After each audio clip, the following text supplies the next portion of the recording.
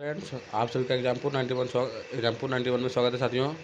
चलिए, आज का जो आपका सेट रहेगा आपका रहेगा 4 जनवरी। किसका रहेगा साथियों? 4 जनवरी 2022 का रहेगा साथियों। 2022 का रहेगा, वो भी आपका SST पेपर 2 के लिए रहेगा साथियों। किसका रहेगा? SST पेपर 2 के लिए रहेगा साथियों। चलिए देखिए, क्वेश्चन 1 में बोला गया है, अविवाहित महिला होने के कारण रिंकी को किराए पर घर मिलने में कठिनाई हो रही है। संपत्ति विक्रेता उसे अपनी झूठी वैवाहिक स्थिति बनाने की सलाह देती है। सामाजिक न्याय की दृष्टि से इस संबंध में उनकी निम्न में से कौन सी प्रतिक्रिया तर्क संगत है साथियों? तो आपका एक सही हो जाएगा, क्योंकि झूठी वैवाहिक स्थिति नहीं बनाऊंगी, यह मेरी प्रतिष्ठा और आत्मसम्मान के विरुद्ध है। कौन बोल रहा है साथियों? तो ये बात आपका रिंकी बोल रही है। क्या बोल रही है? तो झूठी वैवाहिक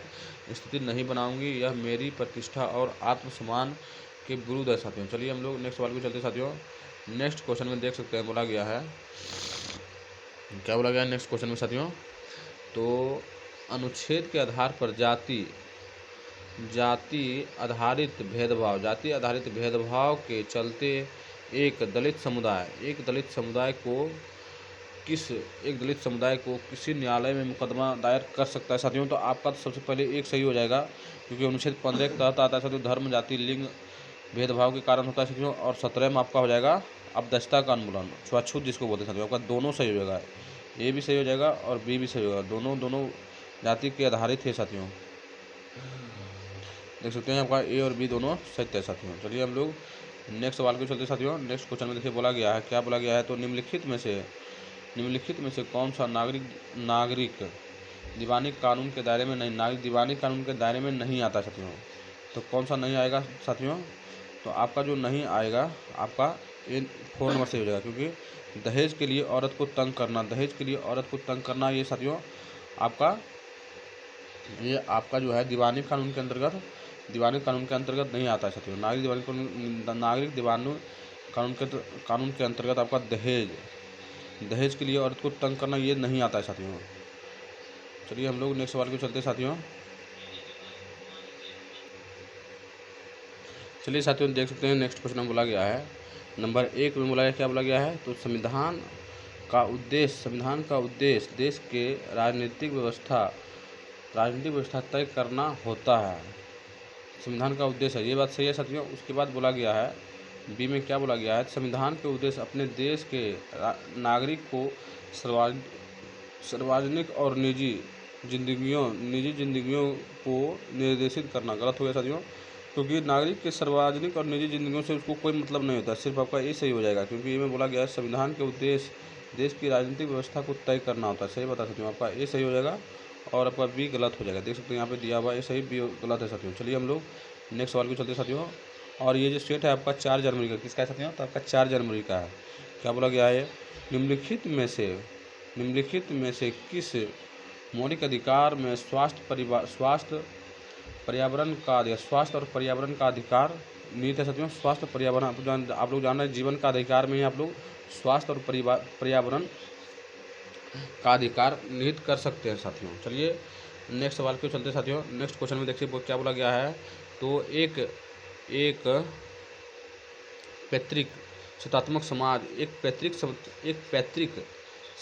समाज वह होता है जो महिलाओं को सरकार चुनने के लिए वोट देने का मौका मिलता है साथियों। सही बात है साथियों, आपका यही सही हो जाएगा,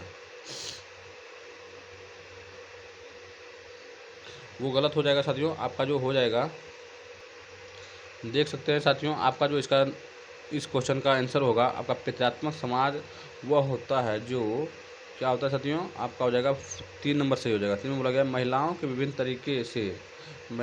तरीके से भेदभाव और उत्पीड़न का सामना करना पड़ता है साथियों। सही बात है साथियों, आपका 3 नंबर सही हो जाएगा। चलिए हम लोग नेक्स्ट सवाल को चलते साथियों। नेक्स्ट सवाल में बोला गया है कि मैं ये विचार सहन नहीं कर सकता हूँ जिस व्यक्ति के पास संपत्ति है वह वोट दे सकता है, लेकिन वह आदमी जिसके पास चरित्र और चरित्र है पर संपत्ति या शिक्षित नहीं है, वोट नहीं दे सकता है। जो दिन भर अपना पसीना बहाकर ईमानदारी से काम करता है वह वोट मत नहीं दे सकता है, क्योंकि वह गरीब आदमी होने का गुनाह किया है। ये जो आपका स्टेटमेंट है साथियों, आपका महात्मा गांधी किसका है साथियों? तो आपका ये स्टेटमेंट हो जाएगा महात्मा गांधी का, महात्मा गांधी को हो जाएगा। चलिए हम लोग नेक्स्ट सवाल को चलते साथियों। नेक्स्ट क्वेश्चन में बोला गया है क्या है, तो फूलमती रामाज्ञा के धान के खेत में काम करती है और वो प्रतिदिन 40 रुपये कमाती है। राजा मोहन अपने खेत में काम करते हैं और रामाज्ञा की मिल में भी काम करता है, रामाज्ञा की मिल में काम करता है। तो इसमें बोला गया था भूमिहीन मजदूर जो हो जाएगा आपका फूलमती, इसमें भूमिहीन मजदूर है क्योंकि दूसरे खेत में काम कर रहे हैं साथियों। उसके बाद देखिए आपका नेक्स्ट बोला गया साथियों, कपास जब रुमाल तौलिया बनता है तब वह केवल डर से गुजरता है। किससे गुजरता है साथियों? अगर कपास जब रुमाल या तौलिया बनेगा तो बाजार की श्रृंखला से घूमेगा। किसके? बाजार की श्रृंखला से वो घूमेगा साथियों, बाजार की श्रृंखला से घूमता है साथियों। चलिए हम लोग नेक्स्ट सवाल के चलते साथियों। नेक्स्ट क्वेश्चन में देखिए बोला गया है, ये नंबर सबका सही हो जाएगा क्योंकि राज्यसभा मुख्यतः देश के राज्यों के प्रतिनिधित्व के रूप में कार्य करती है। ये बात एकदम 100% सही हो जाएगा साथियों। लेकिन आपका बी में बोला गया है राज्यसभा कोई भी कानून और विधेयक बनने का प्रस्ताव पेश नहीं किया जाता। ये बात आपका गलत है क्योंकि कोई भी चीज़ पहले लोकसभा में आने के बाद साथियों जो है लोकसभा में आने के बाद आपका राज्यसभा में जाता है। कहाँ जाता है? राज्यसभा में जाता है साथियों। उसके बाद यहाँ दे दिया कोई नहीं, इसलिए देखिए यहाँ राज्यसभा में पेश नहीं होता, इसलिए आपका ये गलत हो जाएगा। सिर्फ आपका जो है साथियों यही सही हो जाएगा, ये सही है और बी गलत हो जाएगा। चलिए हम लोग आगे चलते हैं साथियों। नेक्स्ट क्वेश्चन में बोला गया पंचायत राज से संबंध है साथियों, आप लोग जान रहे हैं। ग्राम सभा हो जाएगा, कौन हो जाएगा? तो ग्राम सभा हो जाएगा, पंचायत समिति हो जाएगा, जिला परिषद हो जाएगा। आपका ए जो है गलत हो जाएगा, विधानसभा नहीं होता साथियों। आपका ग्राम सभा हो जाएगा, पंचायत समिति हो जाएगा, जिला परिषद हो जाएगा। आपका ए सी और डी क्या हो साथियों? ए सी डी हो जाएगा। क्या हो जाएगा? ए सी डी हो जाएगा। चलिए हम लोग आगे चलते हैं साथियों। नेक्स्ट क्वेश्चन में देखिए बोलते हैं, नेक्स्ट क्वेश्चन में बोला गया है जब हम व्यक्तियों को एक ही छवि में बांधते हैं तब हम रूढ़िवादी धारणा का निर्माण करते हैं। नीचे दिए गए विकल्प में छवि को तोड़ना क्या है? इस छवि को तोड़ता है, सही विकल्प को चुना, छवि को तोड़ रहा है साथियों, तो रूढ़िबद्ध धारणा को तोड़ रहा है। तो जान रहे हैं जो उल्टा काम कर देगा लड़का तो वो रूढ़िबद्ध धारणा टूट जाएगा। देख सकते हैं यहाँ पे दिया हुआ है आपका 4 में, लड़के भावुक और ध्यान रखने वाले। देखिए लड़के भावुक और ध्यान रखने वाले, यही आपका रूढ़िबद्ध धारणा को तोड़ रहा है साथियों। चलिए हम लोग नेक्स्ट सवाल को चलते साथियों। नेक्स्ट में देखिए बोला गया है किस क्षेत्र में बौद्ध और मुसलमान, कह सकते हैं बौद्ध धर्म और मुसलमान दोनों ही तिब्बत के राजकीय ग्रंथ केसर सागा के स्थानीय रूप में गाते साथियों।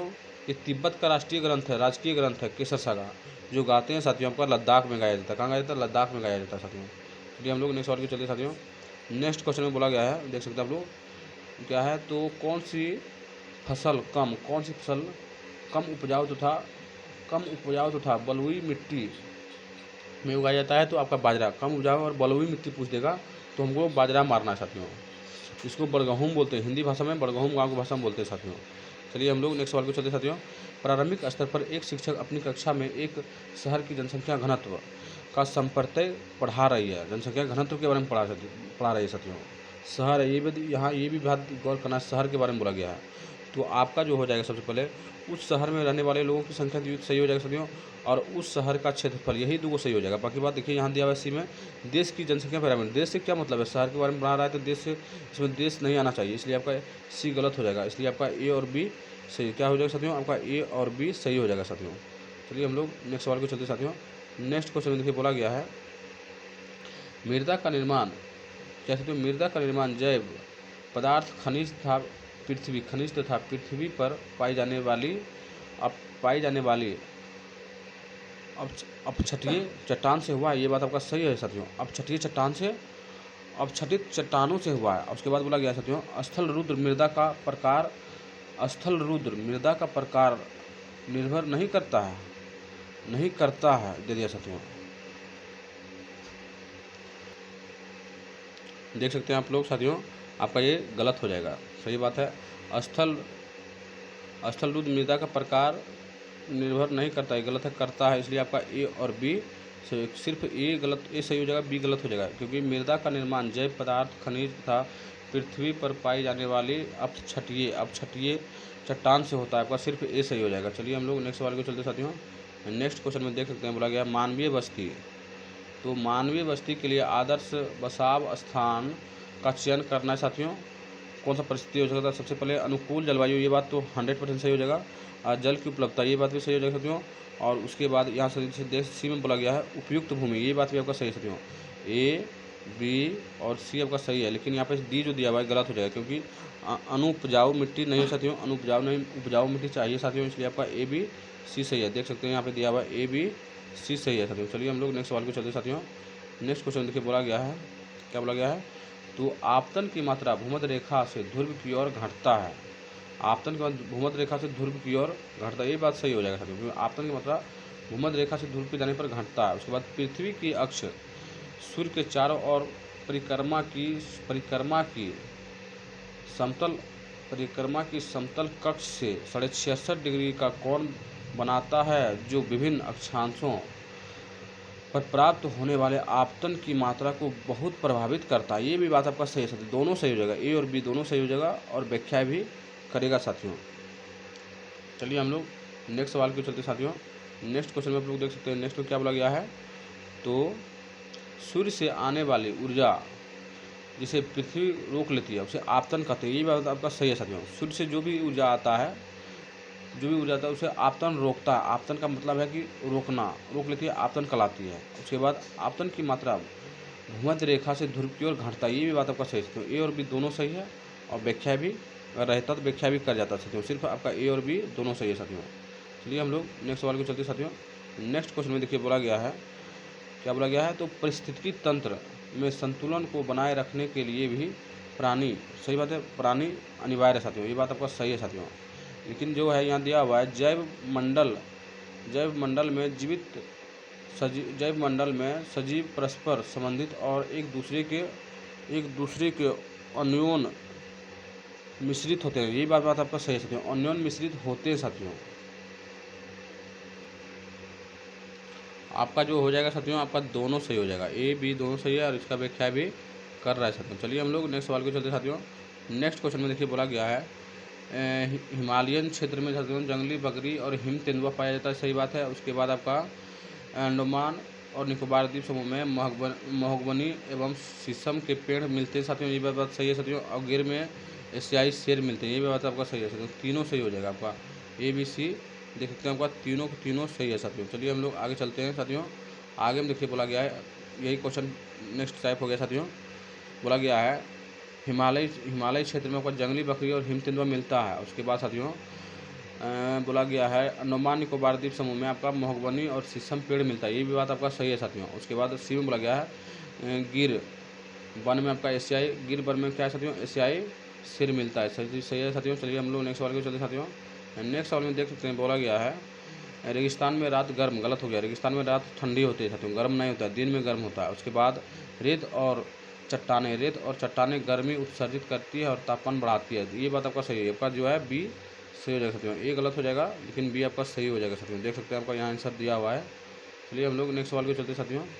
नेक्स्ट क्वेश्चन में बोला गया है, देख सकते हैं, निम्नलिखित सूचना के आधार पर आपको ग्लोब पर किसी स्थान को सही स्थिति निरूपित करना है। यह 20 डिग्री अक्षांश पर स्थित है, आप निकालना साथियों 20 डिग्री अक्षांश पर स्थित है, इसका क्या परिभाषा हो सकता है? आपका जो परिभाषा हो सकता है साथियों, आपका 4 परिभाषा हो सकता है, क्योंकि उत्तरी या दक्षिणी अक्षांश के संकेत के साथ साथ उस जगह के देशांतर को भी आवश्यकता होगी, सही बात है, देशांतर की भी आवश्यकता जरूरी है साथियों, इसलिए आपका यही दिया हुआ है साथियों। चलिए हम लोग नेक्स्ट सवाल को चलते साथियों। नेक्स्ट क्वेश्चन में देखिए दिया हुआ है, भारत के संदर्भ में ए बी सी पर विचार करते हुए सही विकल्प का चुना साथियों। भारत के संदर्भ में सबसे पहले तो भारत उत्तरी गोलार्ध में स्थित है, ये बात एकदम 100% सही है साथियों। उसके बाद कर्क रेखा देश के लगभग बीचों बीच से गुजरता है, ये भी बात आपका एकदम 100% सही हो जाएगा, ए और बी सही हो जाएगा। उसके बाद सी देखिए, पढ़िए, सी में बोला गया भारत की मुख्य भूमि का विस्तार जो है साथियों, यहाँ से यहाँ तक ठीक दिया हुआ साथियों, क्योंकि 67 डिग्री 7 मिनट पूरब और 97 डिग्री 25 मिनट पूरब, यहाँ तक ठीक है। लेकिन यहाँ अक्षांश देख गलती कर दिया, क्योंकि यहाँ देशांतर होना चाहिए साथियों, अक्षांश के जब पर यहाँ पे देशांतर होना चाहिए था साथियों, इसलिए आपका ये गलत हो जाएगा। सिर्फ आपका ए बी सही हो जाएगा और सी गलत हो जाएगा। देख सकते हैं यहाँ दिया हुआ है ए बी सही है और सी गलत है साथियों। चलिए हम लोग नेक्स्ट सवाल को चलते हैं साथियों। नेक्स्ट क्वेश्चन में क्या बोला गया है, तो भारत में 82.82 डिग्री, कैसे 82.82 डिग्री देशांतर, पश्चिमी देशांतर, माना कि पश्चिमी नहीं है पूर्वी है, गलत हो गया, आपका बी सही हो जाएगा, क्योंकि 82.82 डिग्री पूर्वी देशांतर स्थानीय समय को पूरे देश के मानक समय या मित्र कहा जाता है। ये 5 राज्य से गुजरता है। कितने राज्य से, तो 5 राज्य से गुजरता है साथियों। देख सकते हैं आपका जो सही हो जाएगा, आपका ए गलत है, बी सही है साथियों। चलिए हम लोग नेक्स्ट सवाल को चलते साथियों। नेक्स्ट सवाल में बोला गया है जल का सकरा भाग जो दो बड़े जल निकायों जैसे समुद्र और महासागरों को जोड़ता है, क्या कहलाता है साथियों, जल संधि। देखिए जल का सकरा भाग बोला था, जल संधि हुआ। अगर ये स्थल का बोलता साथियों तो आपका स्थल संधि हो जाता, क्योंकि ये आपका दूसरा देश है, ये दूसरा देश है, इस जगह को हम लोग स्थल संधि, अगर जमीन रहता तो ये स्थल बोलते हैं, अगर यहाँ पे जल है तो ये हो गया जल संधि साथियों, ये समझिएगा। चलिए हम लोग नेक्स्ट सवाल को चलते साथियों। नेक्स्ट क्वेश्चन में बोला गया है कांग्रेस के औपनिवेशिक शासक के विरुद्ध सभी भारतीयों की ओर से बोलने के लिए बुलवाया गया था। सही बात है साथियों, बुलवा दिया गया था साथियों। तो कौन सा हो जाएगा आपका आंसर इसमें साथियों, आपका आंसर जो हो जाएगा सी नंबर सही हो जाएगा। सी में देखिए बोला गया है क्योंकि इसने स्वयं को सभी समुदाय के प्रतिनिधित्व के रूप में प्रदर्शित किया था। सही बात है साथियों, आपका यही आंसर सही हो जाएगा। चलिए हम लोग नेक्स्ट सवाल को चलते साथियों। नेक्स्ट बोला गया चरमपंथी नेता के बारे में। चरमपंथी हम लोग कहते हैं गर्मपंथी को। अंग्रेजी सरकार के विरुद्ध अपने निम्न में से कौन सा तरीका अपनाया था, तो चरमपंथी गर्मपंथी नेता, तो सबसे पहले एक नंबर सही हो जाएगा, क्योंकि अंग्रेजी संस्थानों तथा वस्तुओं का बहिष्कार किया था, ये बात सही है साथियों। उसके बाद क्रांतिकारी हिंसक तथा बल का प्रयोग किए थे। क्रांतिकारी जो थे गर्मपंथी वो हिंसक और बल का प्रयोग किया था, आपका सी गलत हो जाएगा, क्योंकि ये नरमपंथी काम करते थे साथियों। अंग्रेजी शासन के विरुद्ध प्रदर्शन करते थे, यानी याचिका दायर करना और लेख लिखना, ये सब नरमपंथी का काम था, गर्मपंथी का काम नहीं था साथियों। इसलिए आपका जो है ए बी सही है, सी गलत हो जाएगा। चलिए देख सकते हैं आप लोग नेक्स्ट सवाल की ओर चलते साथियों। नेक्स्ट बोला गया है कांग्रेस को औपनिवेशिक शासन के विरुद्ध सभी भारतीयों की ओर से बुलाने के लिए बुलाया गया था साथियों। जान रहे हैं आप लोग क्यों बुलाया गया था, तो आपका जो हो जाएगा इसका आंसर साथियों, आपका हो जाएगा 3 नंबर। 3 में बोला गया क्योंकि इसने स्वयं को सभी समुदाय के प्रतिनिधित्व के रूप में प्रदर्शन किया था, इसलिए सब लोग कांग्रेस को बुलाते थे साथियों। उसके बाद आपका हो जाएगा साथियों चरमपंथी नेता के बारे में कौन सा सही है साथियों, तो आपका ए नंबर सही हो जाएगा, क्योंकि इसमें बोला गया अंग्रेजी संस्थाओं तथा वस्तुओं का बहिष्कार किया गया था। क्रांतिकारी हिंसक और बल प्रयोग करते थे। गर्म दल का नेता क्रांतिकारी हिंसा और बल का प्रयोग करता था साथियों, इसलिए आपका ए और बी देख सकते हैं यहाँ दिया हुआ है, ए और बी सही हो जाएगा साथियों, और सी आपका गलत हो जाएगा। चलिए हम लोग नेक्स्ट सवाल को चलते साथियों। नेक्स्ट सवाल में देखिए बोला गया है गांधी जी विभिन्न जन आंदोलन में लोगों को एकजुट करते थे साथियों, तो आपका ए नंबर तो सही हो जाएगा, क्योंकि अहिंसा और सत्याग्रह का मार्ग अपनाकर, सही बात है। उसके बाद आपका डी सही हो जाएगा। डी में बोला गया लोगों की आवश्यकताएं समझकर और क्षेत्रीय मुद्दे को उठाकर, यही आपका सही हो जाएगा साथियों। और 2 बी और सी जो है साथियों गलत है, क्योंकि आह्वान नहीं करते थे, स्वतंत्रता के आह्वान नहीं किए थे, अंग्रेजों की नीतियों के विरुद्ध प्रार्थना, ये सब गलत हो जाएगा साथियों। सिर्फ आपका जो है ए और डी देख सकते हैं साथियों, आपका ए और डी यहाँ पे दिया हुआ है, यही सही है साथियों। चलिए हम लोग नेक्स्ट सवाल को चलते हैं साथियों। नेक्स्ट क्वेश्चन में देखिए बोला गया क्या बोला गया है, तो औपनिवेशिक काल में नए शहर बनने और कई कस्बे विकसित हुए थे। सही बात है, किसके लिए हुआ था साथियों, तो इसका परिणाम जो था साथियों का सी का था।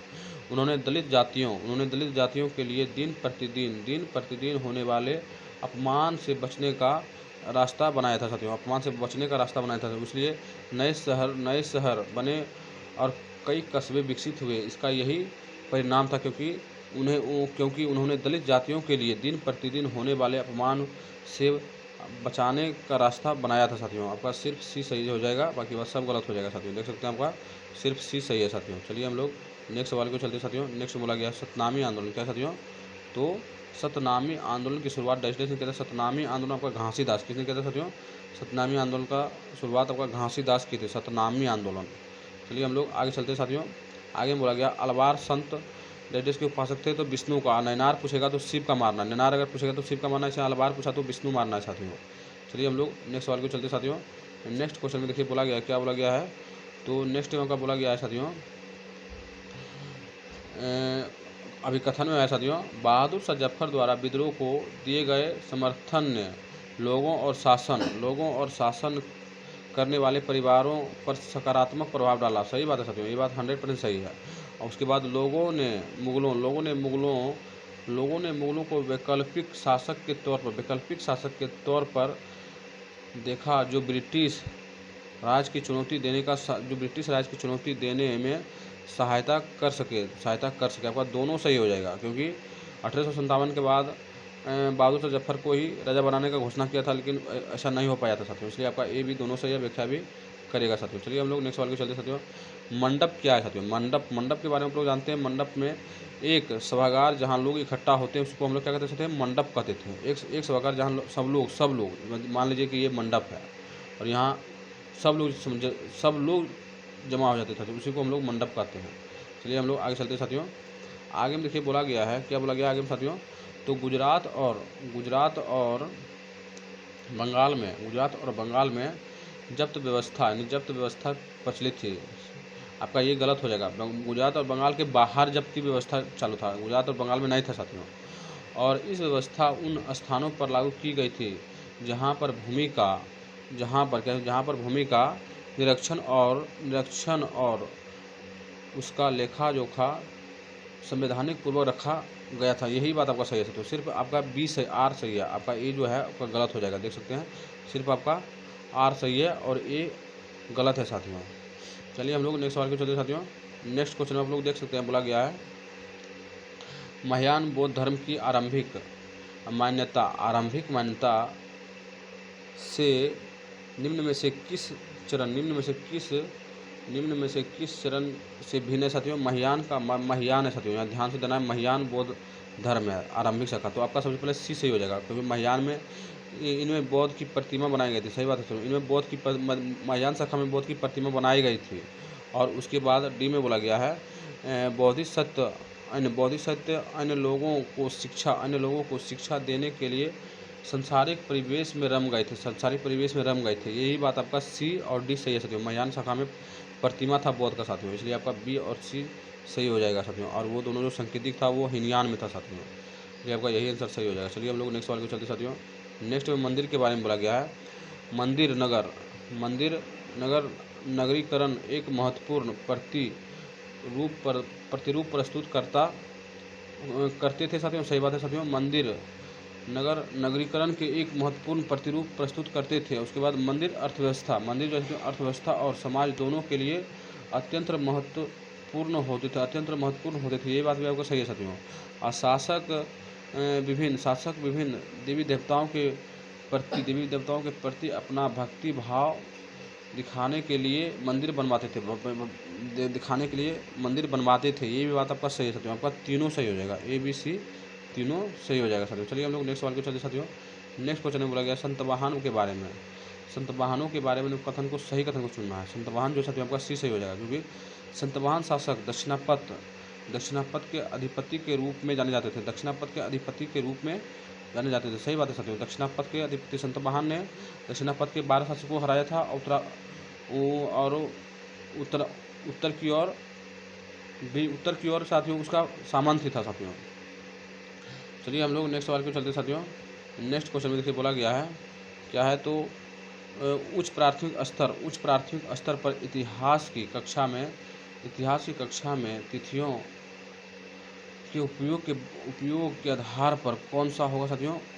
कौन सा हो जाएगा? तिथियों के बोलेगा, तिथियों देख सकते हैं, तिथियों के उपयोग के आधार पर। तो आपका सन्निकट तिथि होता है, क्योंकि इतिहास में आपका सन्निकट जैसे कि हो जाएगा 1500 ईसा पूर्व पहले, 2000 ईसा पूर्व पहले, सब सन्निकट तिथि होता है साथियों, इसलिए सन्निकट तिथि हो जाएगा।